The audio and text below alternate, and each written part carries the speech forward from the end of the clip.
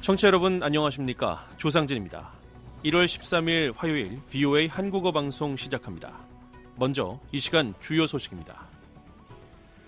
도널드 트럼프 미국 대통령은 이란이 시위 참가자들을 향해 총격을 가한 것을 지적하면서 이란과 관련해 행동에 나설 수 있음을 시사했습니다. 도널드 트럼프 대통령은 쿠바에 더 늦기 전에 미국과의 협상을 촉구하며 공산 정권의 통치하에 있는 쿠바로 더 이상의 베네수엘라 석유나 자금이 흘러들어가지 않게 할 것이라고 밝혔습니다.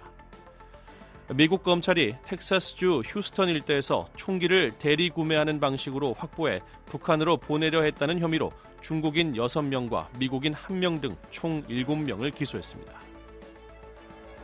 여러분께서는 지금 VOA 한국어 방송을 함께하고 계십니다. 첫 소식입니다. 도널드 트럼프 미국 대통령은 이란 정권이 시위 참가자들을 향해 총격을 가함으로써 자신의 레드라인을 넘기 시작한 것처럼 보인다고 말했습니다. 이슬람 통치의 종식을 요구하는 이 시위는 2주째 이어지고 있습니다. 이조은 기자가 보도합니다.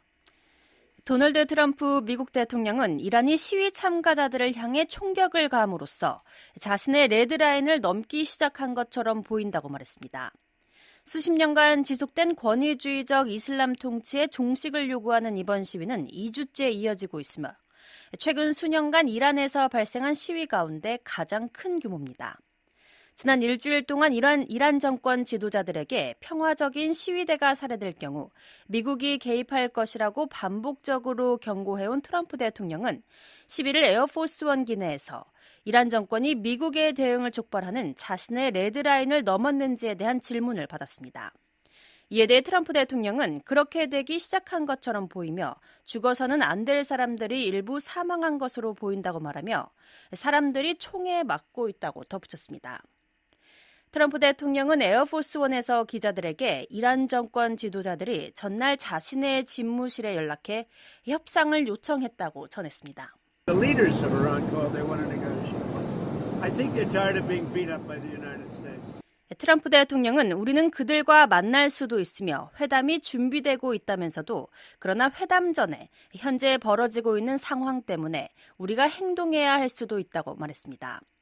이번 시위는 지난해 12월 28일 테헤란에서 시작돼 전국으로 확산됐으며 이란 정권의 관리 부실과 부패에 대한 대중의 분노가 배경이 됐습니다. VOA 뉴스 이조은입니다.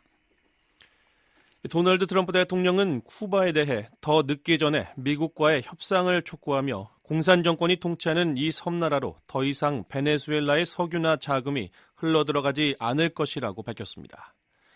트럼프 대통령은 11일 사회관계망 서비스 트루스 소셜에 올린 글에서 쿠바가 베네수엘라로부터 막대한 양의 석유와 자금에 의존해왔으며 최근 2명의 베네수엘라 독재자를 위해 안보를 제공해왔다고 말했습니다. 트럼프 대통령은 최근 미군의 작전으로 베네수엘라 독재자 니콜라스 마두로가 체포된 일을 언급하며 하지만 이제는 아니다. 그 쿠바인들 대부분은 죽었다고 주장했습니다. 트럼프 대통령은 이어 쿠바로 가는 석유나 자금은 더 이상 없다, 제로라고 강조하며 너무 늦기 전에 협상하길 강력히 권한다고 말했습니다.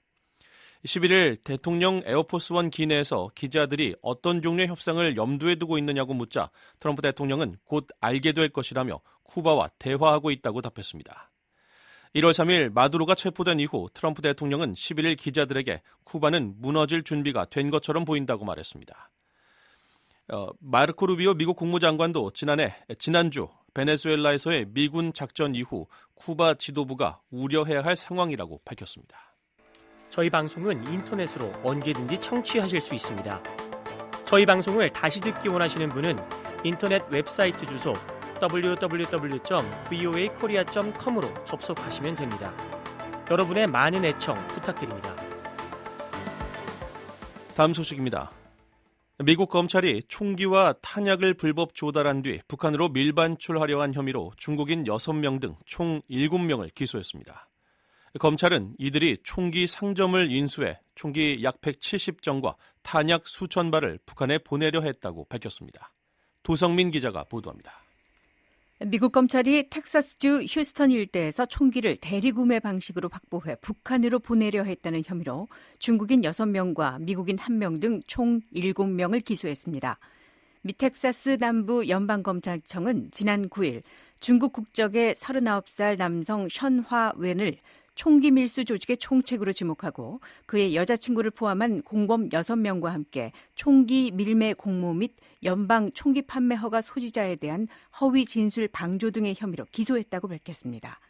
검찰이 공개한 기소장에 따르면 2013년 비자가 만료돼 불법 체류 상태였던 션화 웬은 여자친구와 함께 총기 상점을 매입한 뒤 차명 구매자를 모집해 특정 총기들을 대신 사들이도록 지시했습니다. 일부 공범들은 총기 구매 서류에 허위 내용을 기재해 무기를 조달한 혐의를 받고 있습니다. 검찰은 또 공범 중 한 명이 차명 구매자를 추가로 조직에 끌어들이고 권총을 휴스턴의 다른 총기 판매업자에게 옮겨 재판매가 이루어지도록 한 혐의도 포함됐다고 밝혔습니다. 기소장에 따르면 이 조직은 2023년부터 2024년 사이 권총 등 총기 약 170정과 수천 발의 탄약을 확보했으며 최종 목적지는 북한이었던 것으로 적시됐습니다. 관련 보도에 따르면 션화웨는 앞서 2022년 캘리포니아주 롱비치 항에서 무기가 담긴 컨테이너를 허위로 신고하는 방식으로 해외 반출을 시도하다가 적발돼 지난해 8년형을 선고받고 복역 중인 것으로 알려졌습니다. 또 수사당국은 웬이 총기뿐 아니라 항공기 엔진, 열화상 시스템, 화학위협 탐지장치, 광대역 수신기 등 군사 목적으로 전용 가능한 민감 기술 장비의 확보도 시도한 정황으로 제시했습니다. VOA 뉴스 도성민입니다.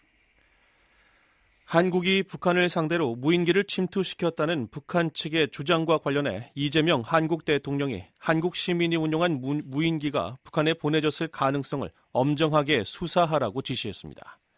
한국 청와대 대변인실은 지난 10일 이 대통령이 이날 민간단체가 무인기를 운용했을 가능성에 대해 사실이라면 한반도 평화와 국가안보를 위협하는 중대 범죄이므로 군경 합동수사팀을 구성해 신속 엄정 수사하라고 지시했다고 밝혔습니다. 이에 따라 12일 북한의 한국 무인기 침투 주장에 대한 진상을 규명할 군경 합동조사 태스크포스가 구성됐습니다. 12일 한국국회 법제사법위원회에 출석한 안규백 국방부 장관도 이날 의원들의 관련 질의에 민간인 운용 드론으로 추정하고 있다고 답하면서 유엔군 사령부를 통해 남북 공동 조사 제안을 해볼 생각이라고 밝혔습니다. 이와 관련해 한국 국방부는 북한이 공개한 한국 무인기는 한국군에 없는 기종이며 해당 일자와 시간대에 군이 무인기를 운용한 사실도 없다고 밝힌 바 있습니다. 앞서 북한은 지난 10일 조선인민군 참모부 대변인 명의의 성명을 통해 지난해 9월과 지난 4일 북한이 침투시킨 무인기를 개성시 개풍구역에서 격추했다고 주장하면서 배후로 한국군을 지목한 바 있습니다. 미국이 에너지와 핵심 광물 공급망을 다변화하고 중국 의존도를 낮추기 위한 공조를 촉구하고 있는 가운데 주요 7개국 G7 재무장관들이 12일 워싱턴에서 회의를 엽니다. 이번 G7 재무장관 회의는 전날인 11일 만찬으로 시작됐고 스콧 베선트 미국 재무장관이 핵심 광물 문제를 중심으로 한 주요 회의를 주재합니다. G7에는 미국과 캐나다, 프랑스, 독일, 이탈리아, 일본, 영국이 포함되어 있습니다. 캐나다 재무부는 프랑스와 필리프 상파뉴 장관이 1월 11일과 12일 워싱턴을 방문해 G7 재무장관들과 일련의 회의에 참석할 것이라고 확인했습니다.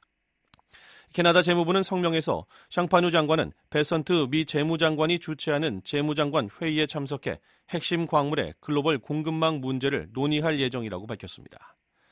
트럼프 행정부는 희토류를 포함한 핵심 광물을 국가 안보와 경제적 회복력의 필수적인 자원으로 규정하고 있습니다. 도널드 트럼프 대통령은 앞서 지난해 4월 15일 수입에 의존하는 가공 핵심 광물과 그 파생 제품이 미국의 국가 안보에 미치는 위험을 조사하도록 하는 행정명령에 서명한 바 있습니다. 1월 13일 화요일 VOA 한국어 방송을 모두 마칩니다. 미국의 수도 워싱턴에서 보내드린 VOA 한국어 방송, 저는 조상진이었습니다. 함께해 주신 여러분 고맙습니다.